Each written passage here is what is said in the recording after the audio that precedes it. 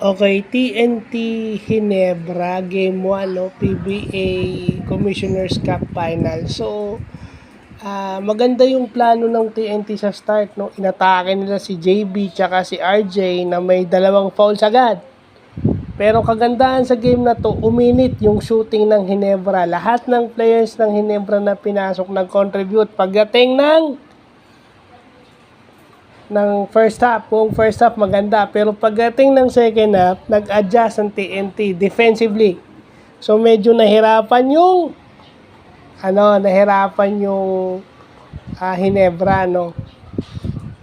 Pero ang doon sa fourth quarter, nilagay nila si Simac o si Chris Macolo kay Brownlee. So parang yung production ni Brownlee bumagal, no, kasi si Simac na dumidepensa, hindi na local.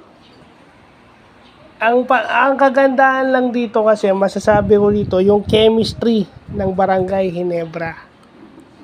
Yung chemistry ng Barangay Ginebra na patagal na silang magkakasama, no.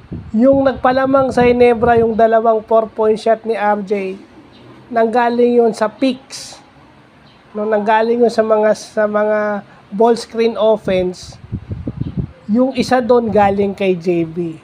So, ang nangyayari doon, basic basketball, they force a switch. So, pag nag-go under siya, titirahan ka ni RJ, dalawang beses pumasok. May foul ba yung last play na hinihingi ni Chot? Probably. Kung TNT ka, meron. Pero kung Ginebra ka, wala.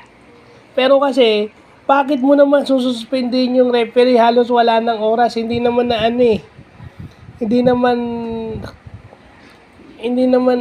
wala namang grave instances na di ba? Kasi pag ganun, bakit? Kasi pag tinawagan mo ng foul yon, not unless kung obvious na may 0.6 ata yung sinasabi nila, 0.6 sa tawagan mo ng foul.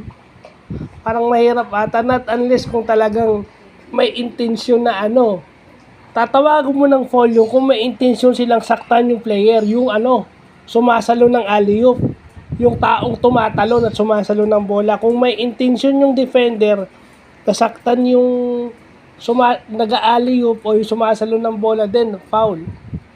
Kasi unsportsmanlike conduct yun. Pero kung simpleng body contact lang at within basketball motion, ba't mo tatawag? So, yun lang po.